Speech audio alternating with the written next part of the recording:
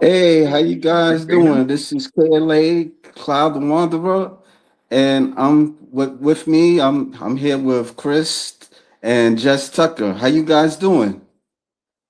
Hi, we're good. It's actually Jason and I'm Jess. Jason, okay, all right, all That's all right. right. Most Well, most people just call me Tucker.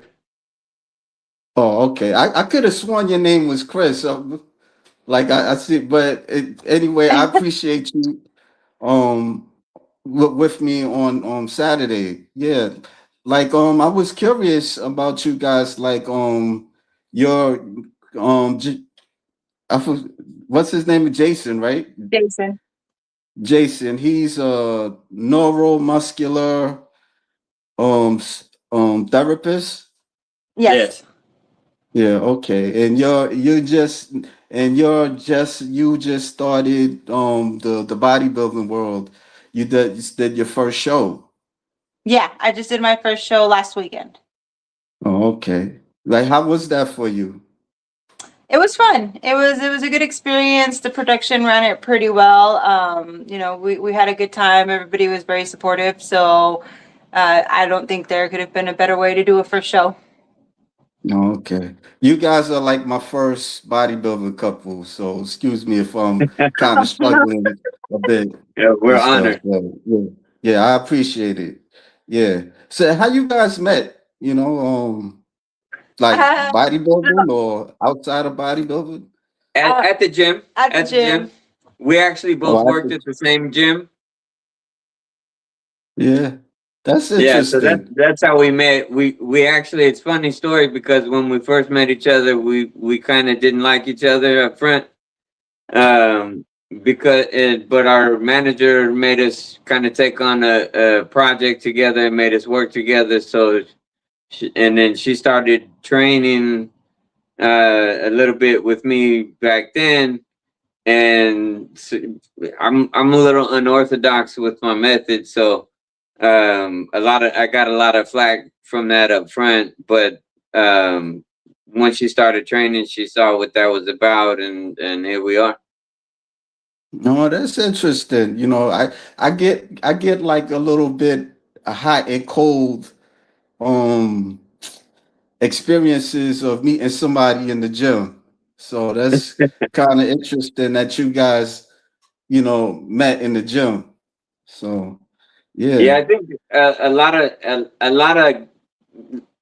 a lot of females in the gym get it bad because there are kind of a lot of creepy guys that hang out at the gym, Yeah. and they're getting approached a lot. But like I said, our situation was unique because we were both working at the gym versus like patrons just visiting and working out.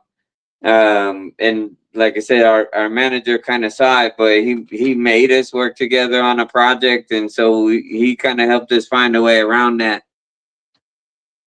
Okay. That's good. That's pretty good. So I guess I'll start with Jason. You know, Okay. yeah, so you've been doing you've been doing the coaching for like 30 years? Yeah, I've been a coach for 30 years. This coming August actually will be 30 years. Oh, okay. So that's significant, but I've only specifically took up bodybuilding as a hobby and a sport for myself just this last year. Before that, I did, you start out just being an athlete, and then you get into wanting to know more, so you get certified as a trainer, and then you just kind of keep going on from that because over the years there's so much requirements for continuing education and that kind of thing. So I mean, in the long run, in that time, I've gotten my bachelor's degree in psychology. I've gone on to become a certified sports and nutrition coach, certified physique and bodybuilding coach, integrated balance training, neuromuscular therapist, sports massage, cupping, acupuncture. Like I just kept going down the rabbit hole I think initially because I was injured, so I crushed my back when I was 26. Actually, I was unrelated, but I was doing MMA at the time, but I fell out of a tree. I had an accident where I fell out of a tree and I crushed my lumbar spine, bulged disc at the time. Right now, it's completely herniated, no disc. It's gone. All the nerve roots are gone. So I've had to retrain all of that. Initially, I couldn't really walk very well. I had to go, kind of backwards. So walking with a cane and then training myself to just be able to move. Even now is a struggle, but no hardware, no surgeries, no nothing like that. It's all muscle that holds our body and our structure together. So going through that process of trying to heal myself, I just kept getting more and more educated, and here we are. Oh. So would you say you're self-taught, or you went to school for nutrition and the Yeah, stuff that you not know? not self-taught. I mean, I definitely have had my own theories about how things worked because I was an athlete previously. Oh, okay. Even from a young age, I've always done martial arts and wrestling, and like I said, football, MMA. In college they didn't have wrestling, so at the college that I went to, so I did. Got into the martial arts a little bit more. Went back to taekwondo. Went back to judo and jujitsu and some Wing Chun, and started mixing that stuff together. So more athletic, performance based athletics. And then after my accident with my back, I got into more of the rehab end of things, like physical therapy.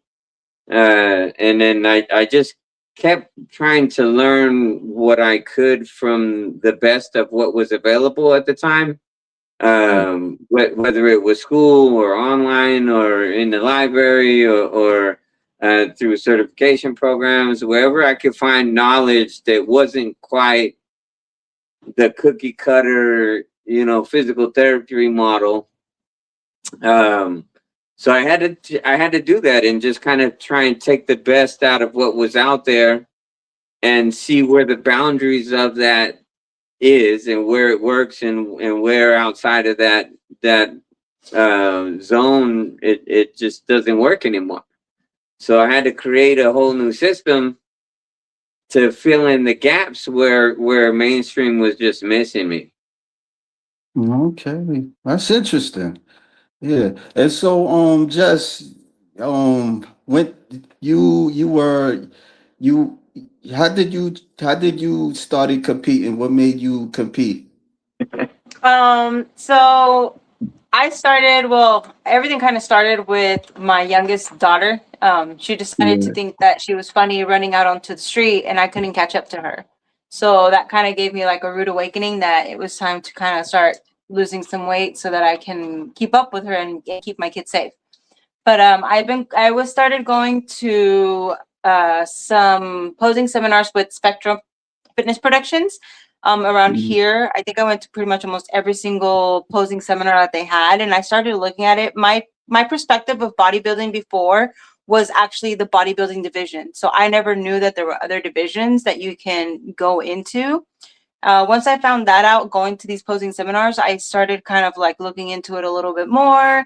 And I realized, like, okay, this is something that I might have fun doing or I might want to do long term. So I just continued to do my research and just keep going to the seminars everywhere and anywhere that I could.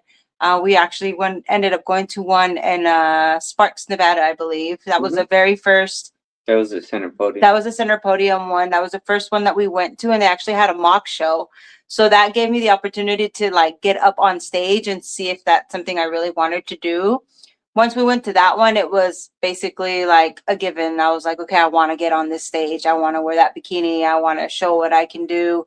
And so my goal was to get on stage this year. I would have wanted to come in a little bit a lot more leaner than where I was, but overall, like I looked at it as this is my stepping stone to get feedback from the judges to see what to work on. and just to kind of overcome that like stage jitters. And it was great. Like I liked it, and I was like, okay, like we're going in deeper. We're gonna go in for more. So we'll be doing another competition for myself in December, hopefully. Okay, so both of you guys started this year, like competing He this year. started he started last year. He did his first show last year at the same one that I did this Okay. year. So we're basically No. contrary to each other. So he's doing odd years and I'm Alternating. doing even years. Okay. Well, I could show some pictures of That's his Jason. first show. Listen, now that was my first show. That Yeah, was his first yeah. show in 2025.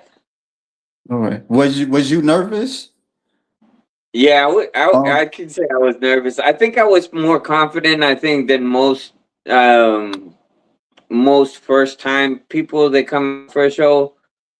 Just because like I said, I've always kind of been an athlete. Wrestling and martial arts, MMA, you really kind of learn how to put the cut down. So, getting down and getting real lean, it wasn't a new thing for me.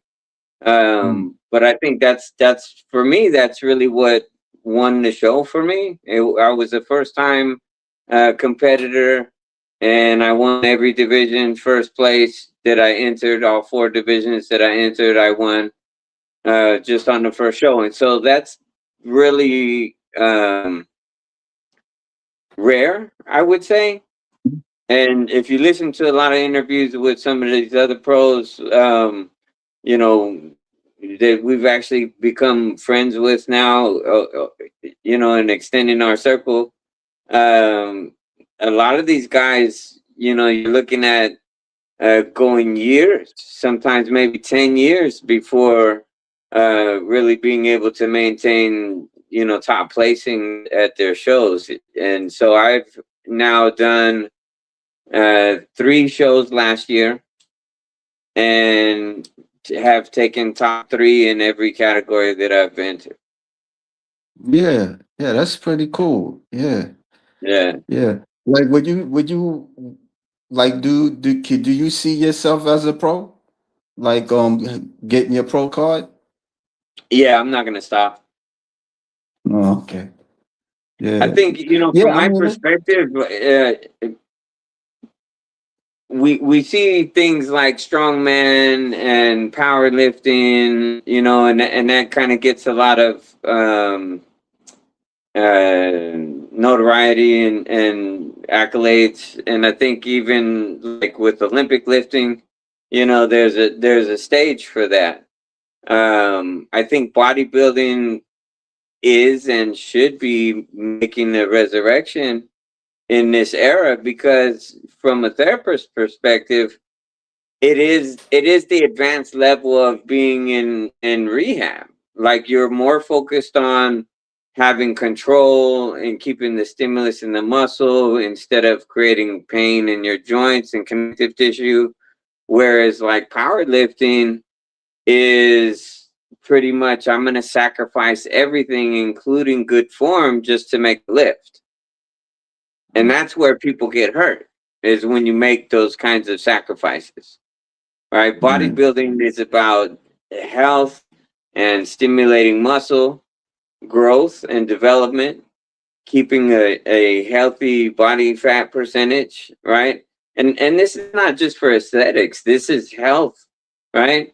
So she's lost a lot of weight, and me, even myself, when I'm bulking, if I let myself get too fat, my my blood work gets off, my hormones start to go to crap, right? But if I maintain, within a healthy body fat percentage, then everything functions fine the way it's supposed to. Your hormone levels are fine, your inflammation is good, you're active, right? But we have situations with food and behaviors around food in our society that's just not healthy. And it's when you're the healthy person, and everyone else in your community wants to make you feel like there's something wrong with you because you don't want to drink alcohol, because you don't want to eat constantly.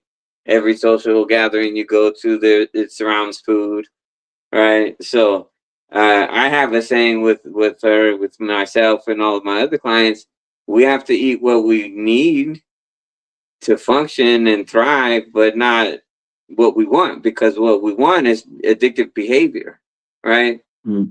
You have cravings, you know, it's like I said, it's tied to a lot of social things. So it's really hard to get it.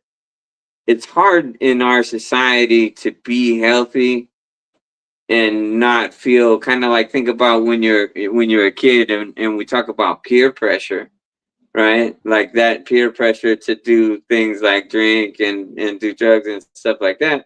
Like we get a lot of that peer pressure to like eat that cake, eat that pizza, drink that soda, right? Like that's what you get constantly out there, and it's just like not the thing. I can make a set of chicken wings here, but like if I go to the restaurant and have the same plate, chicken wings, all of a sudden it's double the calories because of all the oils and extra stuff that they put on it, right? So it's just hard out there when you're trying to be healthy, you know. Yeah, yeah, I could relate to that. I mean, there's times I get tempted with food. It's like a naked woman. I'm sorry about how I'm saying that, just, but it's really tempting. Because you like in the supermarket, and then you see like certain cakes or ice cream, and you want to try it, and then you try it. Sometimes it don't taste all that great, but there's some that Exactly. they it's the sugar or something that they put in the food, and you just have that craving for it, and it's kind of hard to break a lot of times. And then especially when you're older, it can be tough. Yeah.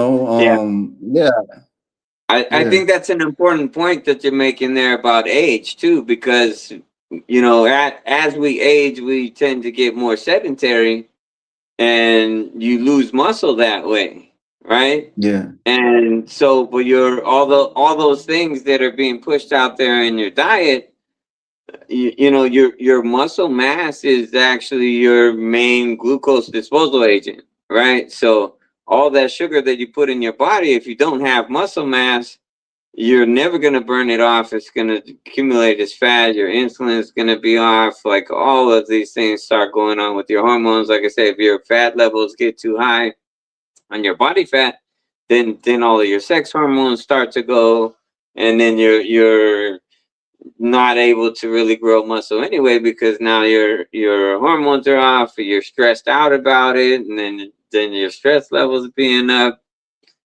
Like it's hard to burn fat, and it's hard to gain muscle when you're stressed out. You're not getting yeah, enough sleep, right? Like all of these things is stressors. If you're a adrenaline junkie, like that's even hard because your system's like always in that fight or flight. You know, uh, some stress is good, but you got to be able to relax. Otherwise, um, you're defeating your own ability to thrive. hmm, yeah. I was looking at Jess's one of Jess's page, and you had like problems of being overweight, and you have friends like talking behind your back. Like, how did that affect you? Um, I think a lot of it was more like it was draining mentally because Mm. it if we're like you said, we're in the society right now where people, to everyone their own. Some people have health issues, and they need to go through surgeries, or they need to take medications, or whatever the case may be. That's their journey. I at some point considered it, and I talked to my doctor. My doctor said, "Hey, you're like right borderline where you can have a weight loss surgery. You need to gain a little bit more weight." And I looked at him and I said, "More weight? Like You want me to gain more weight to just lose the weight to get to where I am now? Like, it makes no sense. So I went and I got a second opinion, and I asked my doctor, I was like, is there any health issues that could prevent me from losing this weight naturally? I said, we tested everything. We went through, we checked my heart, everything that I could possibly need to check to make sure that I wouldn't die if I tried to do this on my own. So he told me, bottom line, no, it's just a willpower. You're going to need to really stick to it and be very strict. And so that's what I did. I ended up, I started off with just walking, changing my eating. I'm big on, I was big on soda and like sugars. Carbs was a big thing for me. So I would definitely go more for like a Snickers bar and a soda versus like a piece of watermelon. Not realizing that I was making the wrong choice. So I started just changing my eating habits, and I started walking around our Central Park, which each lap was about 2 miles. So I would do somewhere between 2 or 3 laps around it. So anywhere from 4 to 6 miles a day, just walking. Then I took up my Zumba again. So I started teaching and I started going to class as a student. So I was just getting in more cardio. So it was like a lot of cardio in the beginning. Then I went into powerlifting, had to restructure that into bodybuilding, because powerlifting was also more of we don't really care about how you look. It's about how much you can pick up and lift. So I ended up losing about maybe 90 pounds to 100 pounds on my own. And then we lost the rest of the weight together with the lifting, and the eating completely changed. I went to having little to no carbs at all. My body decides to function better for weight loss and muscle mass with a carnivore keto. So more protein, more fats, less carbs. That's how my body functions better. Everybody is different, of course. But yeah, a lot of the time, I had a lot of comments from people saying you're taking something, you're making yourself throw up, you're probably taking laxatives to lose the weight, or you're not eating, just comments, or I'm on drugs, or on Ozempic or something, right? And I'm just like no, I've done this on my own. And I had lashes back of people saying that I'm devaluating their process because they had surgery, and I look at it like they took an easy way out. By all means, it's not an easy way out. You still have recovery from the surgery, you have scarring, you have healing, you have to rehab from it. It's not easy. Yeah, any way you look at it, it's not easy. It's hard, but you have to pick your hard. I'm deadly scared of surgery, so I will always opt out from it if I can. If it's ultimately necessary to save my life or for something else, then definitely. But I had no limitations, no health issues to be able to do this naturally. It was just more of a willpower and focus. And thankfully, I was able to succeed with that. So I did have a lot of people also lash back about me being on stage or getting on stage not being 8% body fat and being way higher than all the other competitors. But at that point, I was like, it's not about you or what you think. This is my journey. This is me. This is what I want to do. I want to step on this stage. This is my point A to get to point B. So I want the feedback from the judges. I want to know where I stand at this point now after losing a whole person. So I lost a whole me. So yes, I'm going to get on that stage. Yeah, I lost a whole him, basically. So I wanted to get on the stage. I wanted to get back from these judges. These are amazing judges. So I wanted to know where I stand and what to work on. And I got my feedback. And so now that's the goal. That's what we are working on. And that's what we're going to do. And we're just going to get better from here. So Jason, you train her mostly, or she Yes. has a okay. So I'm a certified sports nutrition coach. So I deal with all of her nutrition. I'm a certified physique and bodybuilding coach, as well as a neuromuscular and sports massage therapist. So I deal with all of her nutrition, all of her body work, and all of her training. Yeah, that's good. That's good. That's good. How many clients that you had? Now, I don't know if that's a sensible question because it's 30 years, But like in a year, how many clients would come and see you? In a year? Oh, I can't even Like count. Like in one Uh, year, like just like maybe like last year, I would say. So I think so. If we're talking specific to bodybuilding, I'm kind of just getting into that community right now. So I have Yeah. a few that do bodybuilding specifically. Um, I tend to specialize with folks who are maybe had an injury in the past, and whatever their previous coach was having them do was they're either irritating the injury, or they're in a body posture and form which is not really maximally stimulating the muscle the way it's supposed to. Right. So say Mm. for example you go in for a chest day and you're feeling it all in your triceps and shoulders, but not really stimulating your chest. A lot of that has to do with some really small adjustments, honestly, but some changes in your body's posture and your ability to control it. So, like a lot of coaches will up front really focus on areas that they want to develop to show, right? My perspective at the moment, and not just as a coach, but with my own personal experience, is that people need to train initially for the ability to actually achieve the pose easily, right?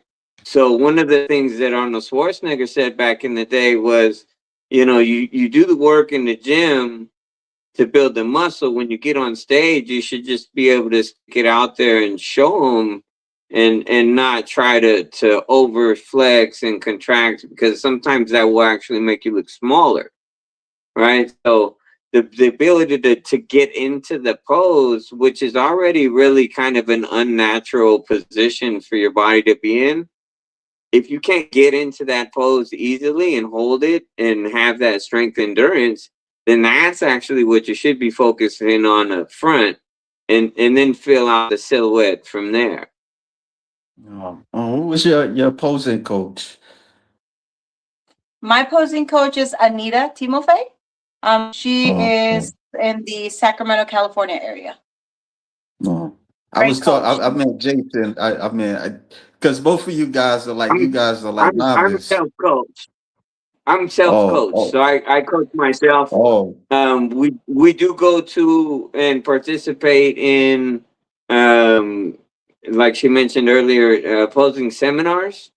So one of Mm, our local production companies, Spectrum Fitness Productions, does um, posing seminars. Center Podium in the Reno area does some seminars, a big mega seminars a couple times a year. There's another IFBB Pro that we know, Phil Chiro and his team do. I think they did one this last year, a posing seminar. So a lot of these seminars are free. And so you can go in and mingle with other athletes, practice your posing, get critiques back from judges and pro athletes. And so a lot of this is just, like I said, being able to get into the right posture and find out what best presents your physique and your silhouette to the judges. And so the best way to do that is to bounce and get feedback from the judges and from pros. So we do that as much as possible. mm. Yeah.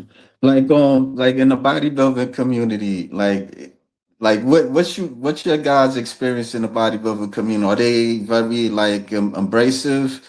Like, because sometimes, they get this, I would say the bodybuilding community, they get this flack that they're not friendly, or, I don't know, No, like, it's the complete opposite. You do have a few here and there that aren't as friendly as yeah, others, And sometimes it's just because they're probably, you know, on their prep mode. So they're just really trying to focus and just like, I'm here to do what I got to do really quick, but I'm not really trying to mingle too much because, you know, they're getting ready for their own show. But for the most part, I want to say like 98% of all the athletes and the production teams are great. Like they're very welcoming. Even myself, when I was still weighing like 200, 220, and I was going to these seminars, I never heard not a negative comment from any of them, not the coaches, not the posing coaches, not the pros, not the productions.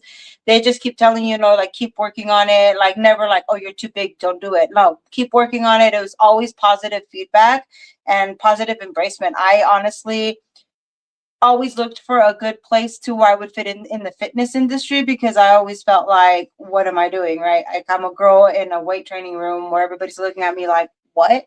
Like, what is she doing, right?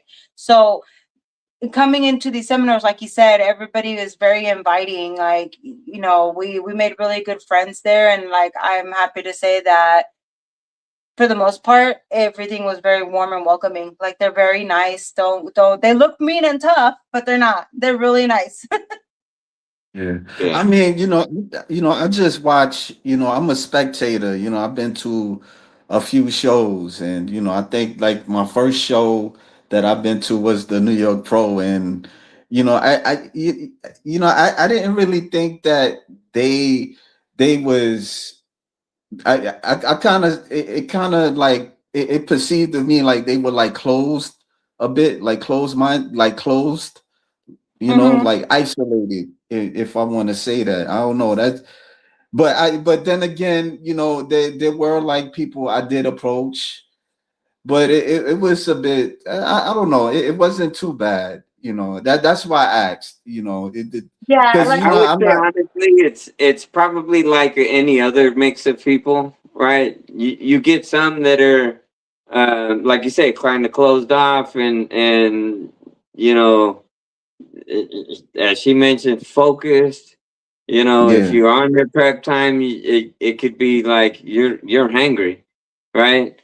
Um, uh, and there's to some degree, no matter if you're just starting or if you're standing side by side, you're competition, right? So some people look at that pretty seriously, but at large, most of our experience has been on the flip side of that, very welcoming, very encouraging. Um, like I said, I mean, I'd say on the negative aspects, maybe like even as low as the 10% ratio.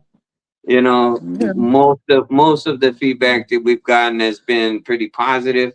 I've gotten a few people um, that are like can switch, and so like I said, depending on where you're at in your training phase or what's going on with you, like one day I can talk to you and you're really cool, and like I can see you at another event and talk to you, and like it's not so warm, right? So we all go through our moves. We're all human beings, it yeah, fluctuates, but we're all people. We're just like everybody else. yeah, sometimes you're yeah, surprised. You go to a seminar and you like, for example, my division is wellness. So when we break out into like groups to do our posing and our practicing and stuff, you start talking with people in that group, and you guys like start to kind of bond and build like a friendship. You follow each other on social media. Next thing you know, you guys are competing together and against each other, and you're just like, mm, oh wow. I had that happen at the last posing seminar. I met this really nice athlete. Her name is Angie, and we vibed, we clicked, we started talking, we were motivating each other. Next thing you know, we're like, hey, what show are you doing? Oh, I'm doing this one. Wait, I'm doing that one. So we ended up competing against each other. And even throughout the show, like we were just talking and we kept motivating each other. We practiced our posing, we looked at each other, we tweaked each other. We're like, okay, if you bend here a little bit more, you'll look better, it pops more. And then like we would give each other feedback, like, hey, like twist this way, you look better. Like we as competitors, even though we were competing with against each other, we still wanted to help each other. So you do have that ratio of people also who even though you're competition, they still want to see you do good. They want to see you succeed. So we try to build ourselves and our little tribe around that particular area and group of people. Yeah, that's good. That's good. That's good. I mean, that's a good experience. Like especially you Definitely. guys, you just started off. Just now. I could say practicing or competing in your early in your like an early stage of bodybuilding. So yeah, that's good. Yeah. And it is a Yeah. journey, right? So like it's any other, it's just like any other form of self-development, right? Whether it's spiritual or educational. This is for your physical health, right? It's like I say, it's not just for aesthetics, but this is uh, the most aesthetically pleasing you. It is most likely also the most healthy you. Mhm. Mm. Yeah. Well, I mean, we got like a guest. His name is always George Page. Good evening, folks. And he got other. It's never easy to lose weight. Let me Hmm. highlight that.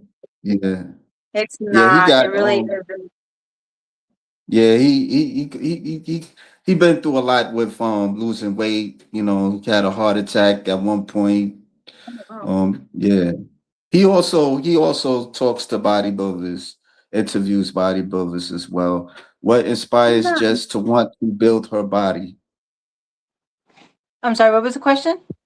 What inspired What Jess to want to inspires? build her body? My Yeah. children. My children. Mm. I mentioned earlier I have 5 children, and my youngest decided that she thought it would be funny to run out onto the street. So my main thing was to just get healthy to be able to keep up with my kids. And then from there, it was more of a, okay, like, I'm liking how I'm looking. So I started to have more self love and just wanted to be healthier. And, along came the aesthetics part of it. So yeah, I'm already like a girly girl. So being on the heavier side wasn't helping. And also when I would go shopping wasn't a pleasant experience. I could never find anything that would fit properly or look nice. So that's another plus to that. What's your thoughts on people like especially like on social media? I see a lot of big curvy women, flaunting it and stuff like that, embracing the Power to them, because that just tells you they have a lot of self-love, which is great.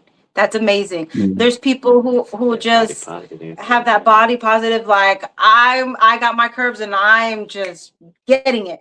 And there's some of us who feel I'm not comfortable in my own skin. Like you look at them, you're like, wow, like she's so confident. I wish I could do that. But for some of us it's possible, but in our mental state we can't see ourselves doing that. But man, Yeah. props to them, because that is amazing. I love seeing that they're so confident in their own skin, and they're just all about positive vibes. Like, just body positivity is a big thing. Yeah, I mean, to each his own. Some of them they be doing these athletic stuff a little bit, you know, and they just kind of sometimes they do a little too much, but it's a bit entertaining. But that's another story. Yeah. Yeah, Ultimately, like I said, the most aesthetically pleasing you, it is probably the most healthy you, and that doesn't mean like when we get on stage. I mean, you can see how lean you get once you're on stage. Especially for men, it's very very lean. You're not doing that all the time, but on the plus side of that, like if I go too much over where I have too much body fat, then your health starts to decline also. So, you yeah, know, I heard that too. having that confidence is really great, and it helps to motivate you to keep going.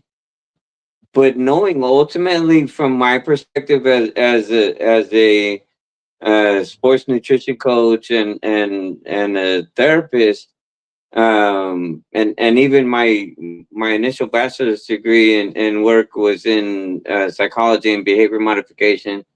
So I love that there's that much confidence and it's motivating for that.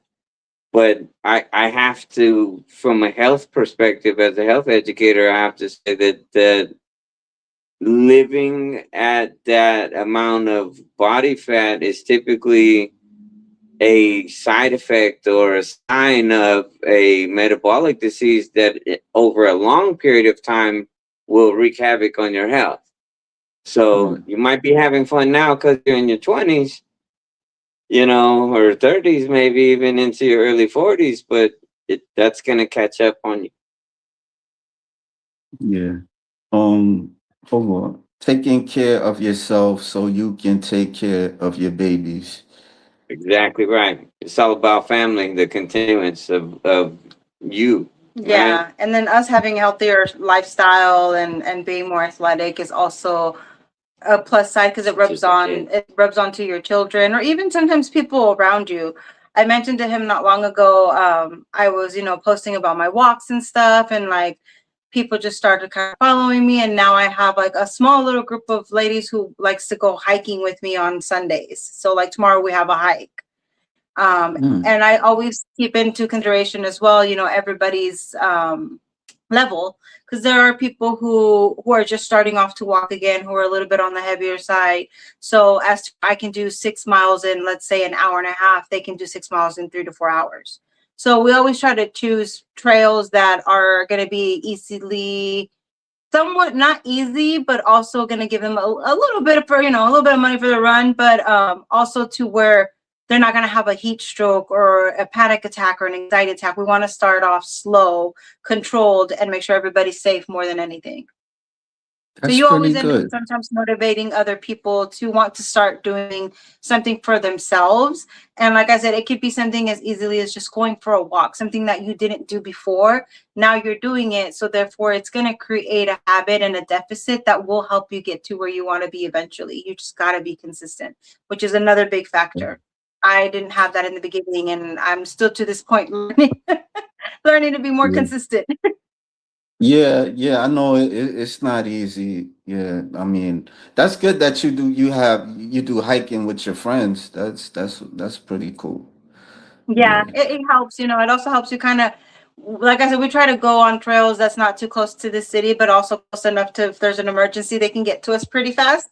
But it Mm, just takes you away from all the noise and the loud, and it just lets you kind of like regroup and have like a moment to be out in nature and away from the noise. that's pretty good. Yeah, I wanted to ask you something, Jace. Like what is cupping? What is cupping? Um, Yeah. so there's a three basic techniques with cupping. So if you've seen any of these before, these are glass cups, but there's silicone cups and plastic with little suction pumps, and the glass ones, you use the fire in it and then it creates a vacuum and you put it on the individual. But there's three basic kinds of cupping methods. One is a dry cupping. So you see, like some of these guys, they have these circular marks on their back or wherever. It kind of looks like a round hickey or whatever right on there. um, Okay. but so imagine, like in massage, there's a lot of compression, so there's a lot of pressure, and it's moving through you in that sense.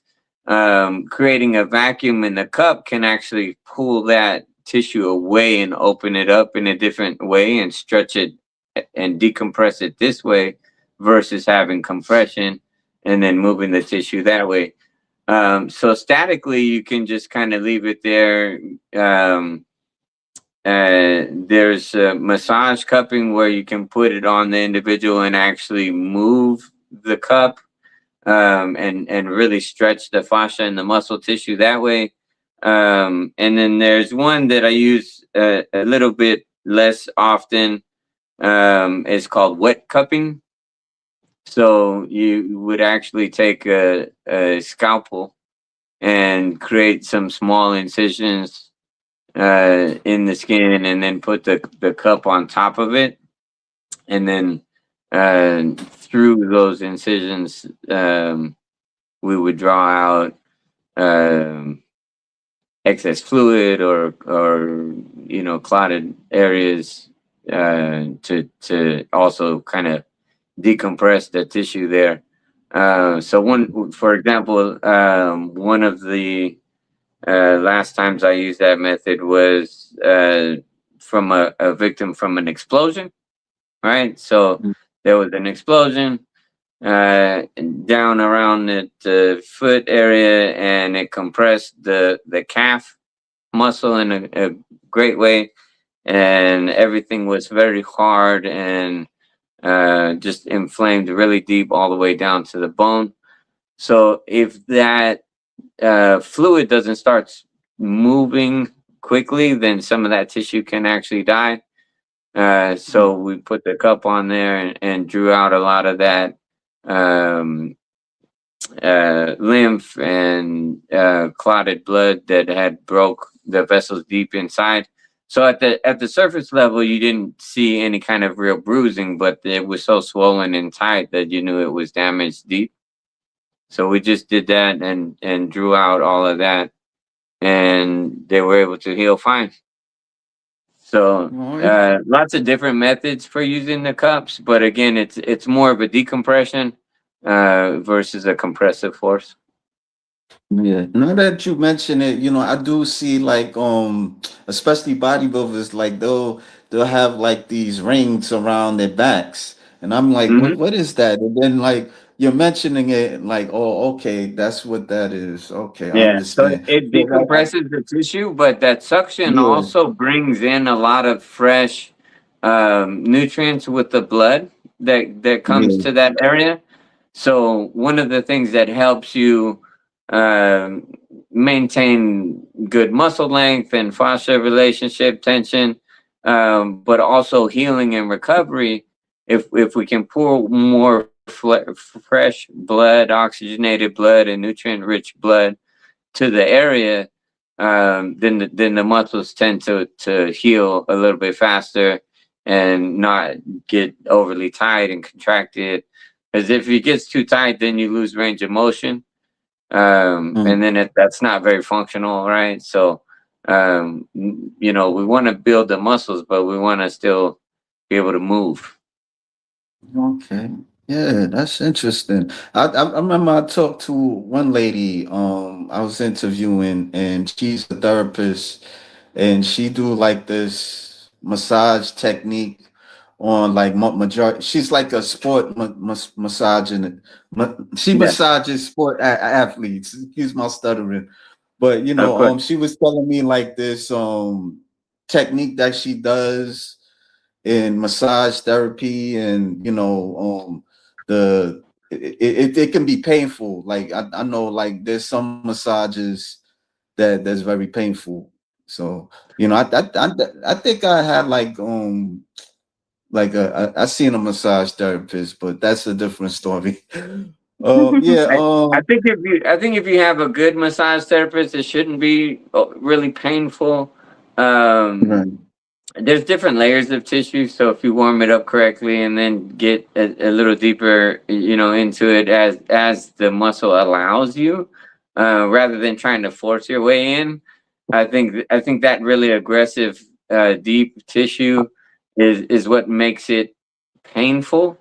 And then too, also if you have a lot of areas that are congested and kind of tied up, and they've been there a long time, they really don't like to be messed with. So that can spike the sensitivity, right? So if I hit one of those spots, even with a really light pressure, the same as what I was doing, the muscle right next to it, that might feel fine. But if I hit a spot that's really locked up, your sensitivity is going to jack up really fast, even though I didn't change pressure, right? So Mm. if you have a long-standing issue, that can happen. Different techniques, can do that. I think though, if you warm up the body enough, sports massage is tends to be really short, aggressive sessions. A lot of compression and pulling and stretching of the tissue. But if you're seeing a therapist regularly, to systematically deal with some of the issues versus that would be probably more beneficial, and you can take that time to really break it down layer by layer. If you see a sports massage therapist specifically, it's usually like at an event. And like I said, those like you asked me earlier about how many people I see, like um at minimum probably like 6 to 8 a day, but at an event, right? So say we went to like a marathon, and we set up, and you have a whole bunch of people, massage therapists there coming through for the runners. And so if you get on my table or chair or whatever it is, I might see you for about a minute, maybe a Mhm. little bit more if you're lucky. But like it's a real quick, you know, unlock that tissue, get the cramps gone, get everything circulating again, and then it's on to the next person. So an event like that, like I mean, you can imagine, like if I even if I did like 3 minutes on an individual, 5 max, you know, over the course of let's just say a 4 hour event, right? And that's a pretty small event. Like that's just a lot of people. Yeah. How did you get into acupuncture? Just kind of going down that rabbit hole of education with the massage therapy and then sports massage, neuromuscular therapy, the cupping and how that lines up with your body is very similar to the meridian system in traditional Chinese medicine. Uh, a lot of the acupuncture points are the same as acupressure. So when you're doing it already manually, going to the dry needle is kind of just the next inherent step. Yeah, I was reading a little bit about acupuncture, but I started kind of doing like meditation, qigong exercises and stuff like that. Okay. So, that's why Yeah. I asked. Yeah. So, Uh-huh. I mean, yeah, like how long you was doing MMA? If I could ask you that question. Uh wow. But like I said, I started martial That arts when long, I huh? was about 6. Yeah. And then I got into really thinking about doing MMA when I was in my early 20s, so probably about 5 or 6 years. I didn't really take it seriously at first, but once I started to really take it seriously and travel and do shows and events in other states, right about the time I was getting ready to go pro is when I hurt my back. Mm, So then once mm. that happened, I get into rehab, and then I tried to make a little bit of a comeback with the USA boxing, and I got to the point where my doctor was just like, man, they're not gonna sign off on your releases anymore. Your neurologist, like all these guys are just like, you're done, man. So Mm. rather than hang it up, I had to find a way to keep myself motivated to do something.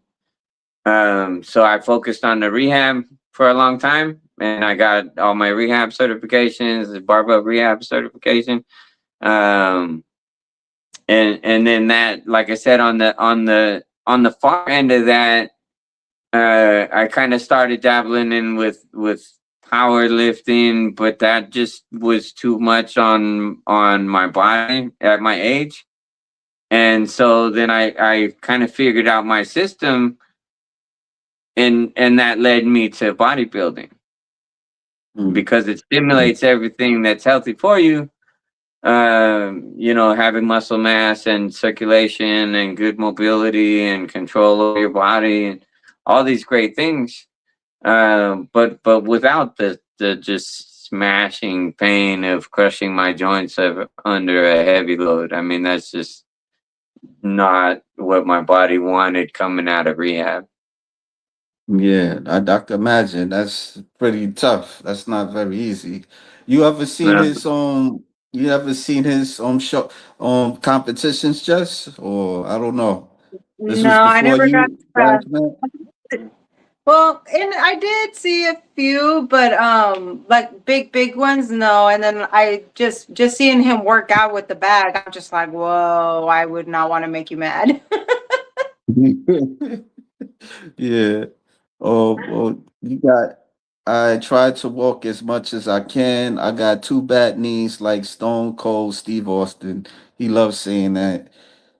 Yeah, I actually. Like how would you Oh, I'm sorry. Go ahead. I'm sorry. No, go ahead. So I actually also had some issues with my knees. I also have degenerative disc disease. I used to think it was my sciatic, but it's actually my disc. And actually, the doctors kept looking in the wrong areas until he told them, like, because he does all my body work, so he knows my body and he knows the human body like the back of his hand. So he actually told my doctor, like, you need to check here, here, here, and they did check, and then that's when actually we're like, whoa, it's not your sciatic, it's your disc. And so ever since then, we've been working on that. But my issue with my knees is actually on top of the weight was I kept shifting my knees in, so knocked knees instead of pushing them out. I actually, when I walk kind of funny. People look at me like, what is she like playing? Because I actually walk wider a little bit and push my knees out. So I kind of look like a box walking. And then I have to also lift one hip higher than the other so that I'm not in pain. So to me, hiking uphill is a little bit better because I'm forcing myself to have to modify those compensations so that I'm not in pain and walking properly. So sometimes I it's just think like you said, it's just tweaking a little thing here and there. It could be something as yeah. easy as just pushing your knees out a little bit more or widening your stance or making it closer. It just really depends. You kind of have to like tweak and find different ways of how you're walking to see which one's going to relieve that pain. For you, Most of you the do clients that I rodeo. see with knee problems and hip Yeah. problems and feet problems and all that kind of stuff, because I did a similar thing coming out of rehab, and like I rolled my ankle, and so I damaged the ligaments there, and I tore the meniscus in my knee, which I rehab myself. Right. So like I got into rehabbing all this stuff myself because that was just where that was going, because the mainstream rehab physical therapy wasn't cutting it. Mm-mm. But you know, if it's a weight issue, that's one thing. You know, we can utilize ways to strengthen the tissue around the knee without aggravating the knee. Right. So a lot of it depends on where the knee pain is coming from. It could be, you know, stress on the tendinous attachment, you know, of your adductors in your inner thigh. It could be your IT band coming down. It could actually be your kneecap grinding in the wrong position. It just really depends on what the issue is. But if it's weight, I'd say get the weight down, use the pool, right? Use some things that makes the movements a little hard. Um, Focus on keeping the stimulus, like I said, in the muscle versus in the joint. So movements that are gonna stimulate the muscle is better for exercise than things that are gonna be compressive and grinding on the joint. So whether that's switching to, you know, a bike or going to do some pool exercises, you know, maybe you're better off doing some short sprints on the beach versus you know, any kind of long walk. I think a lot of people that I see on the therapeutic level try to hold their center of gravity way too high because we're constantly trying to defend our space in our society, right? Like, and make yourself a little bit bigger so you don't feel crushed. But ultimately, like, if you just drop yourself down a little bit, and you probably got this from your qigong, right? Just kind of sink into your stance a little bit and walk down here and use your hips, and your glutes, and stop locking your knees out and slamming it into the ground, right? Because a lot of the thing, one of the specialists that I saw before I made a transition from being an athlete to becoming a therapist, I had a specialist. I want to say was a podiatrist, but they kept giving me injections to deal with inflammation, and it wasn't touching the pain at all. So, this guy was really smart. He said, most people won't do the work necessary to get better. He said, but you're different. He said, if the shot isn't working to deal with inflammation, because that's what it is, the anti-inflammatory, cortisone shots, all that stuff, it's meant to deal with the inflammation. He said, then you're doing something in the way that you're loading your weight, the way that you're moving, your gait patterns, all these kinds of things. We have to really break it down and see where the biomechanics are failing, because whatever you're doing is continuing to pound that spot so that the inflammation can't go away. So that's what we do. We break it all the way down. I find where your weak spot is, and then we train that out. And a lot of it is just slowing things down, having more control, being more aware of where the tension is. A lot of people just kind of go through the motions when they're working out, but that's not really doing you any good. And so if you look at the technique of someone who's a beginner or intermediate compared to an advanced lifter, they're not just big, man. They're adherence to proper form is just on point. There's no breaking it. Your first rep and your last rep look the same as far as form is concerned. Your tempo is going to slow down because at the end of your set, it's going to get harder. But you should not break form, right? So if I, tip or change directions or angle in some kind of way, that's a compensation. Now you're moving from rehabilitation and bodybuilding into powerlifting. Like I said, they'll do anything pretty much to get the lift. I made the lift, right? Does But this that doesn't apply to? necessarily mean that you're doing it right. And if you Yeah. rest at the top or bottom of a rep range, and don't intentionally keep the muscles under tension, then you're basically just allowing that load to hang from your ligaments.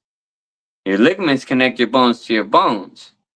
They're not supposed to stretch, and they're not going to contract, right? So if you rest at all during any part of your range of motion, you're already causing joint strain. Yeah. Does this apply to like overweight people? Like because everybody, okay. Everyone. Okay. So if that I load got is your own body weight, it's still right. So like I've seen people where like their shoulder didn't look like a shoulder; it looked like they're slipping, and there's a big gap right here, and then there's a little delt, right? So, like that slippage is essentially weakness, right? But it's also that whole weight of that arm pulling on the connective tissue and the ligaments instead of the muscle holding your arm in the joint. So a lot of okay. people think about strength training in a rehabilitative phase, and becoming stronger is one thing.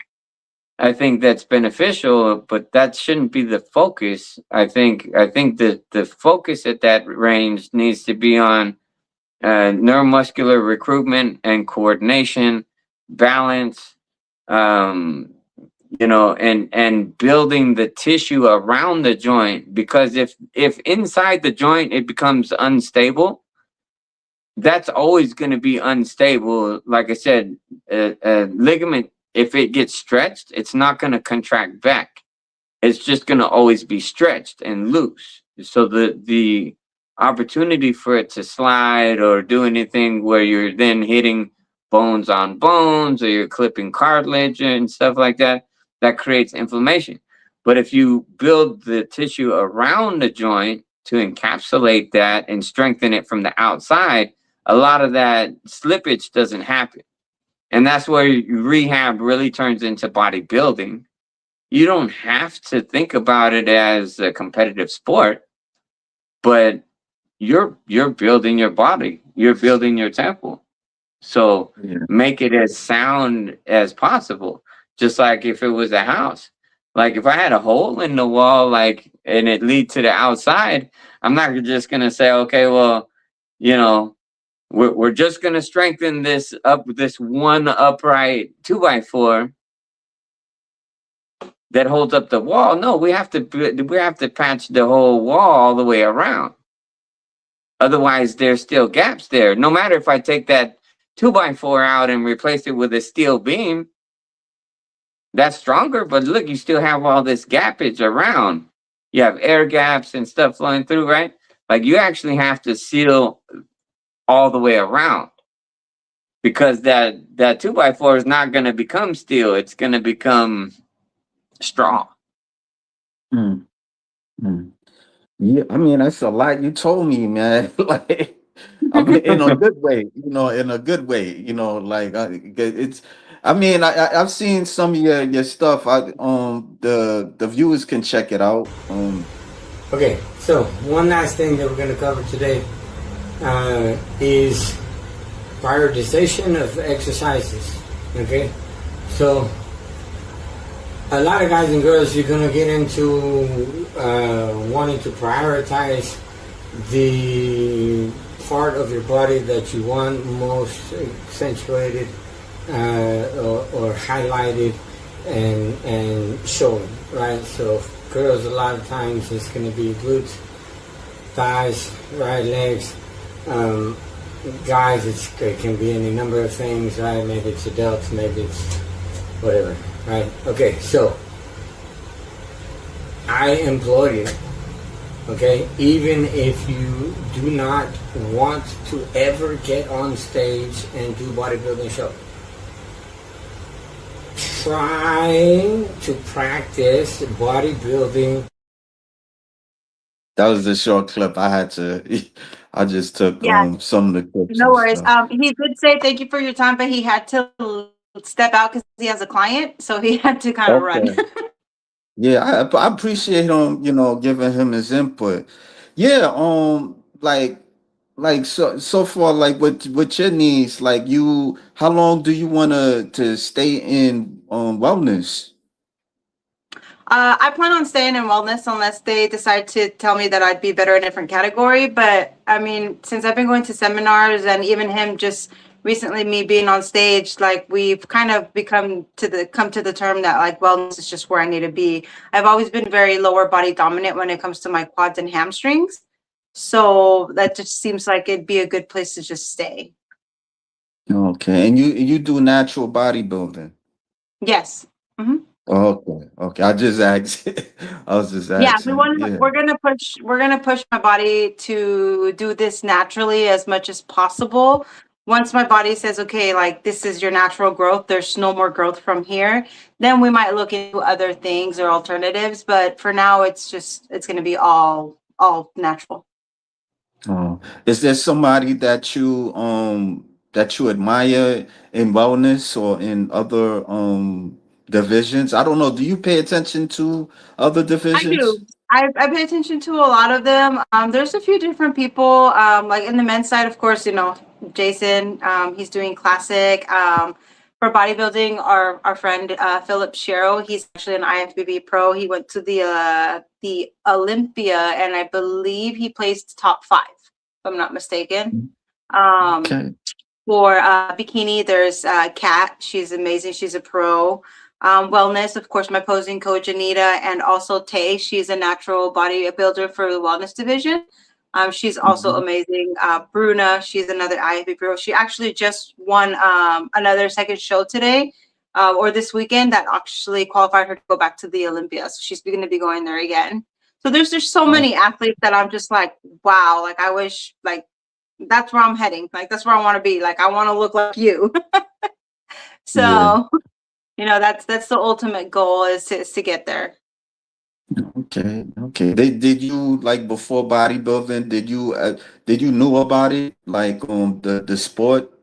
Yeah, I knew about it. And like I mentioned earlier, like I always envisioned bodybuilding was actual division bodybuilding, like there was no other divisions or categories. So Okay. I always assumed it was like just that one. So it was just like the girls looking very muscular, like, and I was just like, yeah, I still want to have a lot. It's still feminine. They still look very feminine, but Yeah. it's just a lot of muscle.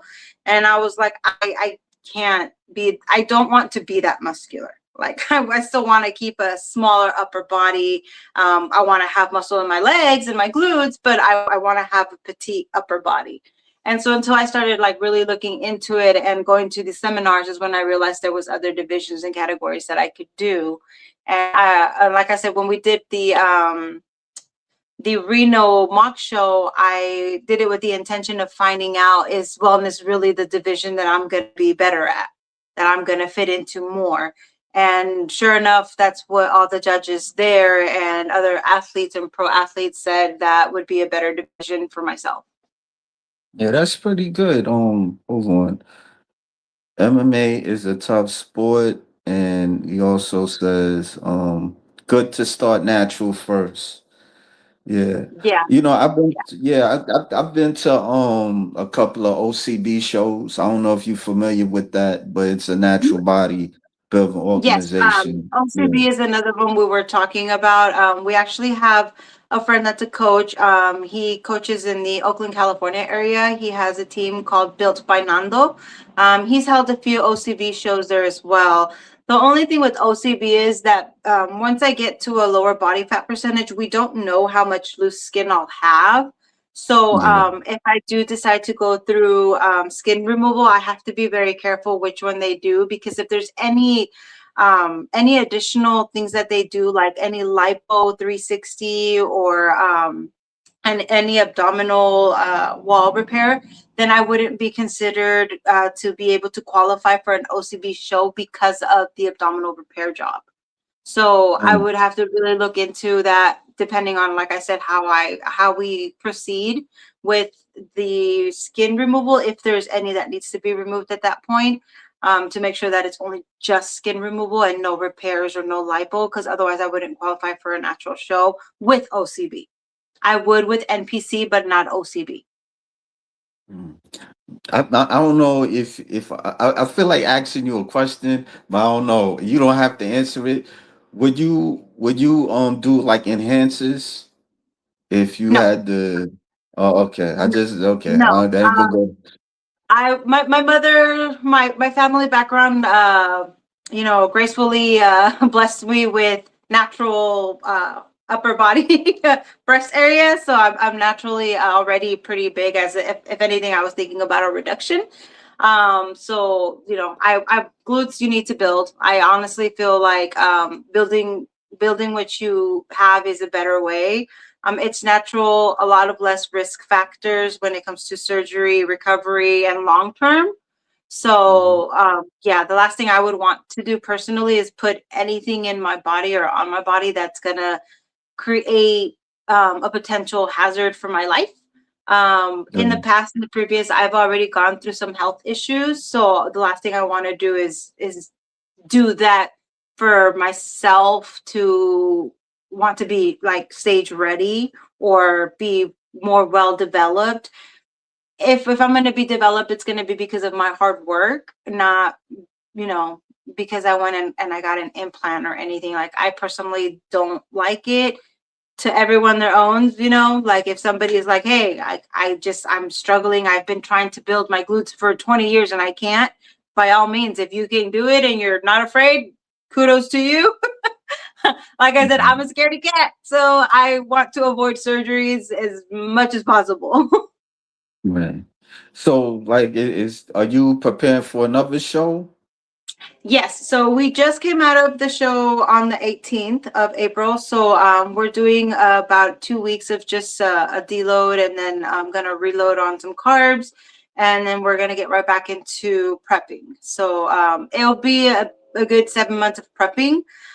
with the judges' feedback. Like we're gonna try to work as much as we can on those areas just to be ready for the next show. This first show was a smaller show, so there wasn't a lot of competitors. I believe there was about 36 total overall with Mm. the men's and the women's. In my division, there was only 4. And so for the December show, if it's anything like it was last year, there's going to be about 20 girls in my division that will be competing. So it will be a lot more competition. Okay. Your previous show, your mother was there, or any like No, friends or relatives or nothing? my sister was Just there. your My husband? sister did my hair and makeup.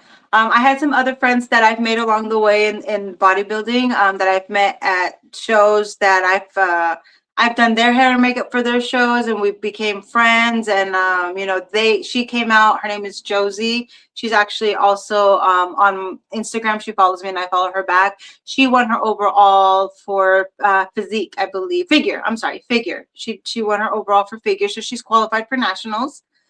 She also is a natural bodybuilder. Great person. I love her. She came out all the way. She did a 2-hour drive just to come see me. She did the pre-judging, and then she had to head back because it is a long drive. So I wouldn't want her to, take a drive late at night all the way back there by herself. And then I had some other friends that were there already. They have their vendors there, so they have their apparel. So this one that I'm wearing is actually from Flawless Fit Apparel. She's also on IG. I love her stuff. It's great. She was also already there with her stand and everything. We have another set of friends from Pushing Weights, which is also part of the IFBB Pro Philip Shiro. Amazing. They were already there. So I already had a bunch of my friends there at the show. Like they have their apparel, their jewelry that they're selling for competitions. Another friend of mine, Marla, all my jewelry was from her. Everything that I wore the day of my show, from jewelry to makeup to hair to the after show, like comfortable clothes, was from my friends who were already at these shows. So I'm big on supporting my friends and their businesses. So if I can, I'm definitely going to. So I already had a little bit of a tribe there cheering me on, and it was great. Like my mom's very old fashioned, so to her, like going out on bikini in the States was not something she's very fond of. So, and my children, my older boys are already like 18 and 20. So they're already out there doing their own thing, and they were traveling. So it just, they couldn't make it back. But for December, we're hoping to have everybody there. My siblings are thinking about coming. I had one sister out of the 3. So, I'm hoping that the other ones will make it to the show with a little bit more time notice. Yeah. Hopefully, yeah. Hopefully, I know, it's not easy, with family members or friends, accepting your lifestyle, It's Yeah, I not. kind of understand that because, I know that, people that, they get bullied a bit and, working out and, transitioning and stuff like that. I know, yeah, that it's not it's kind of it's funny because when you're big, you know, people make fun of you, and then when you try to transition, people still kind of get on you for but Yeah. it is what it is. Yeah, and like I said, sometimes people lash out or, bully you in a sense because they're frustrated themselves and they don't know how Yeah, to ask for help or don't want to ask for help because they feel like, I know it all. I can do it all. I don't need you. But everybody needs somebody at the end of the day, even if it's just to be a soundboard, even if it's just to voice your frustration or your intent. Sometimes just voicing it out to Mother Nature isn't enough.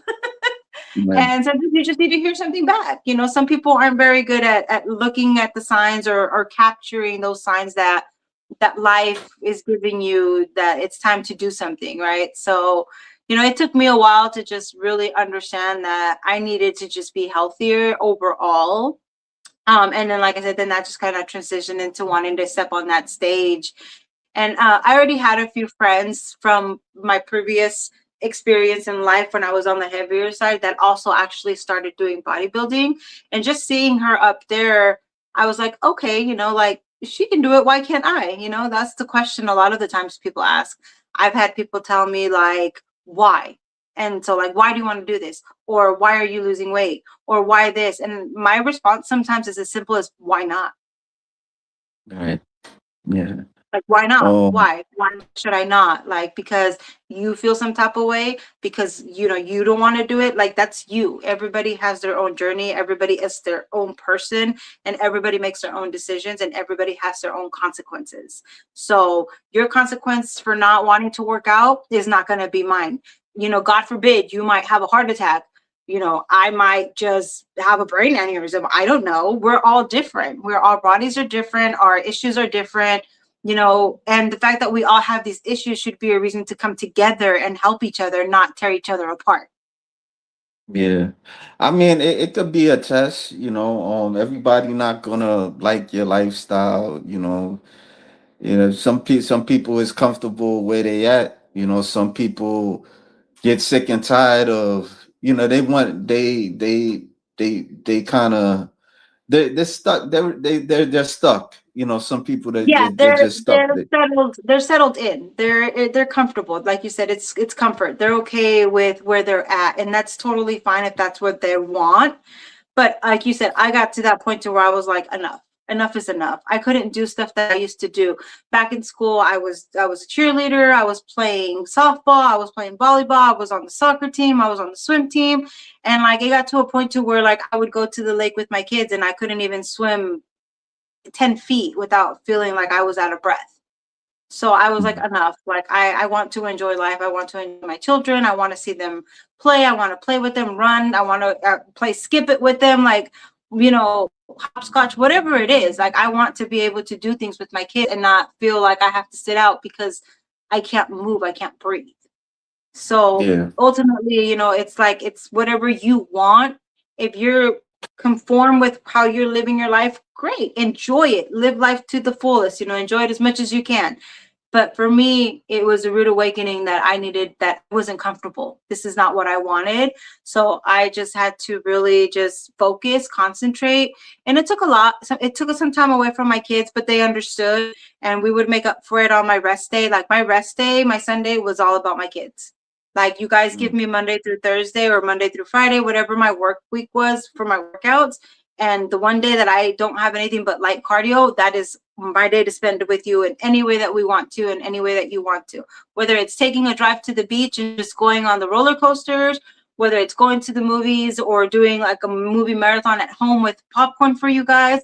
It took a lot, because even when my kids wanted to do fun stuff, I still had to maintain and keep focused that I can't eat what they're eating.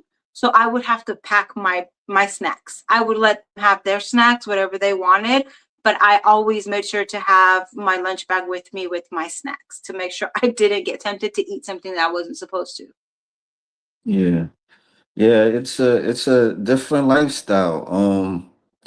All the rage, George Rage, bodybuilding isn't meant for everyone. It takes a lot of consistency and discipline. Yeah, yeah. Do Yeah, you it see do you sure see, does.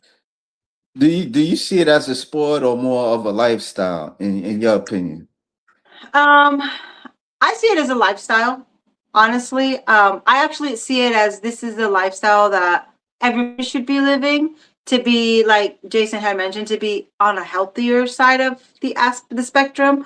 And the reason I say that is because, some people see it as a sport, like, oh, I might make money off of this, but honestly, you spend a lot more than what you make. Yeah, I know. When I see these pros and like I I hear know. them talking about their travels and everything, and like, sometimes after we start talking a little bit about the financial aspect of it, sometimes you go into these the Olympia, for example, you could go into these pro shows spending anywhere from $20,000 to $30,000 only to win a $10,000 check. Yeah, You're yeah, spending way more than what you're getting. But if you love the sport, then that's what it's about. You know what I mean? You love it. This is a lifestyle for you. It's not just a quick buck or a quick way to make, a couple of $1,000s. Like, you genuinely love it, and you love it so much that you're willing to lose money to do it than to get money out of it. right. Yeah, And then yeah, it's an expensive hobby, sport, lifestyle, whatever people want to look at it, whichever way. It's expensive. I did my first show and I looked at it and I was like, man, I'm paying $900 for a suit that I'm only going to wear once. mm, just the suit. Like that's not already counting the jewelry, your heels, hair and makeup, any additional little things that you might need. And then on top of that, like your fees to be able to do the shows and, the divisions, like each production is different. So ultimately, like my first show, I want to say I probably spent a good $4,000. Wow. Wow, that's a lot. I Yeah, and couldn't be a that's bodybuilder. I really couldn't. Like I don't make a whole lot of money. I ain't gonna go in there, but I couldn't be I couldn't be a bodybuilder. I think it's just for me. I've always tried to discipline myself, try to eat right. Sometimes I've slacked off, and now I gained some weight, but I not in this lifetime. we Not always in come this back in the lifetime. second lifetime. Who knows? Maybe our next life will start off where we are now and be better. Yeah. I always look at it like, if I would have known about this when I was younger, it would be a whole different ballgame, right? But I Right. didn't find out until I was older. I had already had all of my kids. So, it's different, but at least now we're setting that standard for our younger generation. And like he said, having that sport and lifestyle make a comeback is going to be the ultimate thing, because example, my grandfather lived until he was 93 years old. Hmm. My generation might not live to be 90. As we're having more generations come in, if we don't start thinking about their future and their health, they might not make it to their 50s. Like, Right. I don't want my children to die at their 50s. I want them to live as long as they can, if possibly outlive my age. Like if I die Mhm. at 90, I want you to outlive that. Jesus, if you can make it to 100, great. Like, wow. There's not a lot of people that nowadays can say I've made it past my 90, or that their parents made it past their 90. Unfortunately, Right. that's just the way it is. And a lot of it has to do with our eating habits. Yeah. Yeah. I mean, it's not easy a lot of times. I mean, you're in the supermarket, they have like these processed foods and, and Yeah. it, Yeah, yeah. So, and it's like you said, like he said, the consistency and the dedication. We yeah. meal prep Sundays and we meal prep for the whole week. We measure and weigh everything out. And our kids know, okay, this is how much you can have of this in a day. So they know what to grab and how much in a day, and this is what you're having. If they're going to school and they're going to be at school all day and at programs or sports, they pack their lunch bags to go every day. Mhm. Yeah. We got another guest. Red Samurai Ninja. Hello, Jess. And then he says, Hi. "How are you doing?" And I used to work out at the gym. I'm doing good, And thanks. I hope you're doing well as well. And yeah, that's great. When I first started working out at the gym, I felt so out of place, especially being a girl just starting off and learning. Um, I feel like the Smith machine was my best friend. mm, Like the I would want to try the free weights, but I was so scared of being like looked at by all these guys like, like what is she doing in here? Like she should be over there doing cardio or in the dance class or something, right? Because yeah, unfortunately, even now, that we are in the 21st century, it's still looked upon society that, girls trying to be in a weight room is not the thing to do. And so yeah, we're going to try yeah, to break that. We're going to try to definitely break that perspective, because, anybody who wants to make any changes in their life should be able to feel welcomed and feel okay to go into a free weight room. yeah. Now let me show some pictures a bit of you competing. Are you a fan of high heels? I am. I am. Okay. I like to wear high heels as much as I can. Yeah, yeah. Like what like were you nervous like just hitting that stage or well you said you I got four was. competitors too. Yeah. Yeah, so in that particular picture, the competitor to my left in the blue suit with the black hair, she is actually the competitor I was mentioning earlier, Angie. We became Yeah. friends at a seminar, not knowing that we were going to compete against each other. Mm. But it's definitely a different feeling from practicing going on stage to actually being on stage. It's a quick 30, 40 seconds that you're up there, but it flies by so fast that you Yeah. feel like I just got up here and I'm already getting off. Like you don't even feel like it was that 30, 40 seconds. Um, Mm. and the lights are definitely very bright and it gets very hot up there. So like you're feeling like you're sweating and you're like wondering if your tan is running, like, am I smiling enough? Can the judges see my smile? Because you want to focus on that center judge when you're up there. And it's very hard because you have a whole panel and then you have like everybody shouting your name and cheering you on. So you kind of like want to like let everybody know like I see you, but you can't really deviate your sight from that judge in that panel. So, my biggest fear was like, okay, when I get up there, it's so close to where they have the X boxed in to where they want you to the front of the stage where you could actually fall off. And my routine included a walk around. So I had to actually walk a little bit outside that box and come around to exit the stage. So my biggest fear was like, don't let me trip, don't let me fall off this stage when I'm walking.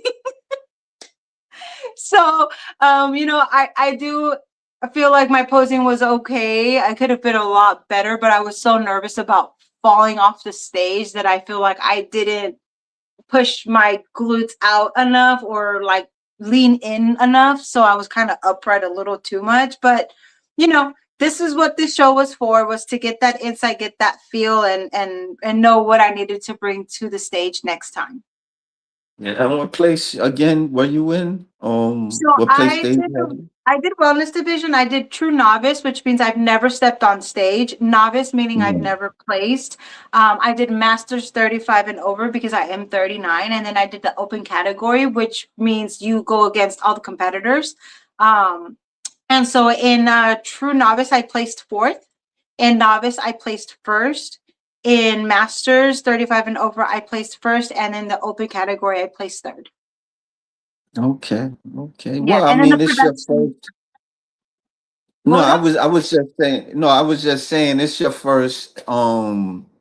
It's your first show. Like Yes. even if you make mistakes, you can always do better. So Yeah, yeah. definitely. Yeah, you can do as many shows as you want. It's just like I said, it's a financial aspect of it. Like if you have the money to Yeah. do it, great. The first show I feel like is always the most expensive one because you have the additional two divisions, which is the true novice and novice. True novice you can only do once. So once you do it, you can't do it again. Novice Right. is if you've never placed, and because I did place in the novice, then I wouldn't be doing the novice again.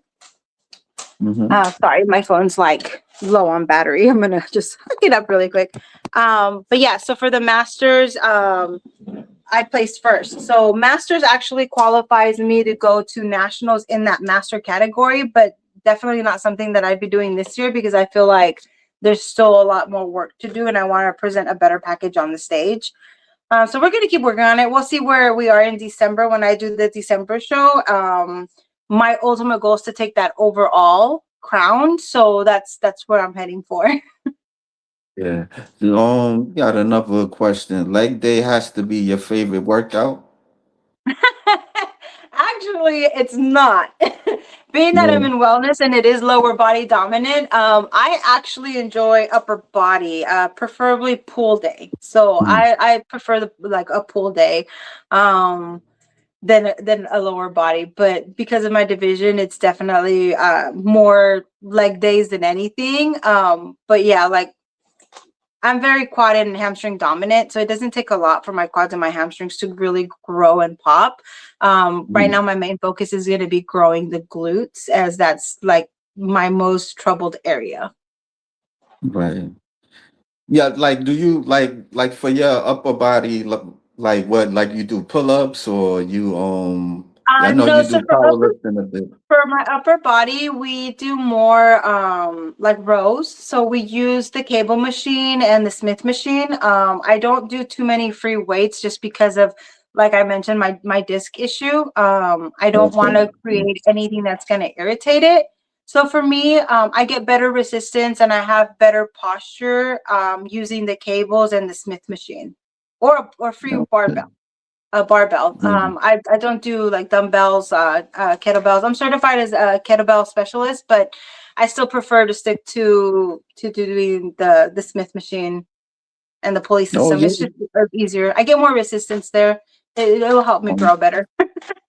yeah. I was talking to a lady a while back, and she does kettlebells and stuff. She worked out a lot with kettlebells. Yeah. Yeah, they're She's a great more of a tool. They're very yeah. good, and I enjoy using them. But until I'm able to fix my compensations, I don't want to use them just because of that. Yeah. Okay. Okay. And people really need to hear more about how much making healthy choices helps in their lives. Yeah, yeah, yeah. I was Yeah. watching this movie. Somebody kind of recommend, and it's called like they live, and it's about like these aliens. They were like among us, and so you like the person like there were people that they could see them with like dark shades and stuff, and but when you took the glasses off, it was like a real person. That's how I kind of see certain things it's hidden from people, Mhm. just like especially with healthy choices and stuff. It's like they want people to suffer, you know Yeah, indulge in like I the feel like because unnecessary food. the world is so overpopulated that it kind of feels like, I mean, some people say it's conspiracy. I really don't know. I don't really talk about subjects very often, but Yeah, it feels like a lot of that fast food and processed foods are really meant not to keep us healthy, but to kill us. right. We're so overpopulated that to others per se, the most common thing to do is to start getting rid of people without realizing though that you're getting rid of people, but these other people are bringing more people in. We don't have a controlled rate or population of how many children you can have. So we have as many children as we want to have. If we want to have a family of 20, we're going to have a family of 20, right? You have other countries that say you can only have 2 children, right? They control their growth population. We don't. So, Right. and not saying that that's something that we should do, because I do really believe that if, you truly want to have a big family and you can, by all means, people have a cycle. We're born and we die. We come into Right. this world, we live life, we reproduce, and we die. Mm. Well, That's at just the least you cycle make of life. yeah. I mean, at least you making your life meaningful. Yeah, and that's So the ultimate goal. Like I said, like you said, people have lashed back, and I've had, people bullying me. Even the day of my competition, I had people message me and DM me and say, like, how can you be eating on stage? You're still fat. And I said, I might still be fat, but I'm not as fat as I was. So I'm yeah, getting on this stage. If you don't like it, you can hit that unfollow button. You can hit that block button. You don't have to see me. You don't have to hear me. You don't have to follow me. Nothing. You do this because you want to. So why are you trying to be ugly at me? Like, I'm not doing anything to you. And if I'm not motivating you, then, I'm sorry, but I am motivating other people. yeah. I mean, the funny part is there's women that's more muscular than you, and they go through a lot of you. I mean, you go through the same flack that they go through. That's very interesting. Yeah. But But it's life. And like I said, some people just don't know how to ask for help. And their way of asking for help is lashing out or being a bully. And, the only thing you can do is just, sit there and either hear it, don't hear it. We decide how we react to it. We don't have control of how other people's react. We have control of how we react to how they're reacting and how we respond. So I just look at it every morning. I get up and I'm like, what's important to me today, and what's important for me, what's important enough for me to give that thing energy. That's all. yeah, There's times where I'm driving and people are just cutting me off because I'm going too slow and I'm already like 15 miles over the speed limit. So I'm just like, you know what? I'm not going to let you push me to go any faster. I'm going to slow down. and go the speed limit. And if it bothers you, you can go around me. Totally fine. I don't mind. That just might be a sign that something up ahead, there could be a car crash, there could be an accident, there could be an accident about to happen. And you trying to cut me off is going to prevent me from hitting that accident. And I hope to God that you don't hit it. But if you're rushing to get to that, I am gladly willing to stay behind. Yeah. For those negative people, I got two words for them. Yeah, George is funny. Thanks, Yeah. George. I'm with you on that one. Yeah. But eventually people come around and they realize that you're not doing this because you're vain or because you want to show off, but because you truly enjoy it. I enjoy it. I enjoy the community that it comes with it and the tribe that we've built and the friends that we've made along the way. It's a great thing to do, and everybody finds their own little tribe, whether it's in a different sport or something that they love to do. As long as you all share that same love for what you're doing, you can't go wrong. Yeah. Well, I mean, well, kudos to you. You find your purpose in life. I don't want to say purpose, but your journey. If I My could journey say and my that. enjoyment, yeah, that's Yeah. I did, and I'm happy. I enjoyed it. A lot of people were trying to get me to not do my suit color the way that I wanted, but I was like, you know what? I'm doing this for myself.